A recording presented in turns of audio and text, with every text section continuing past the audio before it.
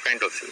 आज हिंदुस्तान जान गया है कि आपके ऊपर कितना अन्याय हुआ, कैसे आपको प्रताड़ित किया गया और 8 साल का एक लंबा समय आपको जेल में बिताना पड़ा।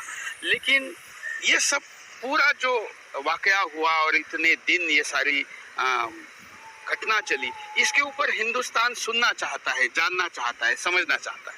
इसके बारे में पहली बात तो जवान के साथ मैं आपको बताऊंगा, गुजरात पुलिस ने 2002 से लेकर और जब हम जेल में गए तब तक और उसके बाद भी आतंकवाद के खिलाफ जो भी मुहिम चलाई, वो मुहिम अत्यंत आवश्यक थी और सबसे बड़ी थी, क्योंकि पूरे हिंदुस्तान में एक साथ कई जगह आतंकवादी हमले हो रहे थे और गुजरात में आप लोगों की क्षमता के कारण कुछ भी नहीं हो रहा था। हाँ, तो हुआ ऐसा कि 2002 में गोधरा कांड हुआ, लोगों को जिंदे जलाए गए, उसकी प्रतिक्रिया आई, पोस्ट गोधरा रायोट्स हुए और पोस्ट गोधरा रायोट्स के बाद फिर ये आतंकवादी हमला होना शुरू हो गया।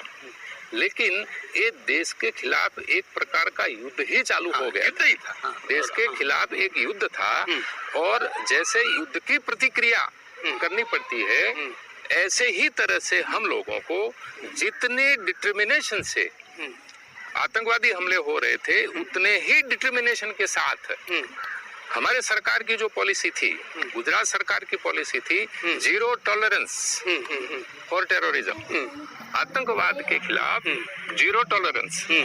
तो with matching determination Gujarat police ने कार्यवाही की, एंटी टेरर ऑपरेशंस किए और उसके फलस्वरूप मैं कह सकता हूं कि गुजरात को दूसरा कश्मीर बनने से गुजरात की पुलिस ने अटकाया है। ये कहा जाता है कि आप लोग इतने ज्यादा इन्वॉल्व थे इसके पीछे, आतंकवादियों की गतिविधियों के पीछे, कि ना केवल गुजरात बल्कि देश के दूसरे हिस्से में होने वाली घटनाओं पर भी आप इतने डीप पहुंच गए थे कि शायद आप लोगों को ज्यादा फ्रीडम दिया जाता और आप लोग जेल के बाहर रहते तो भारत में आतंकवादियों के जड़ों को ही आप उखाड़ देते, इसलिए बड़ा ऊपर से गेम प्लान हुआ। आपकी बिल्कुल सही बात है।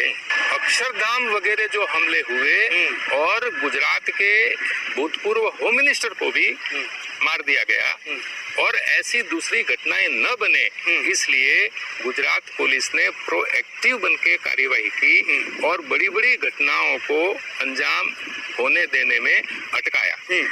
तो हमारे जेल में जाने के बाद गुजरात में ही नहीं लेकिन देश के अन्य स्थानों में भी आतंकवादी हमले हुए और सबसे बड़ा हमला मुंबई शहर में हुआ।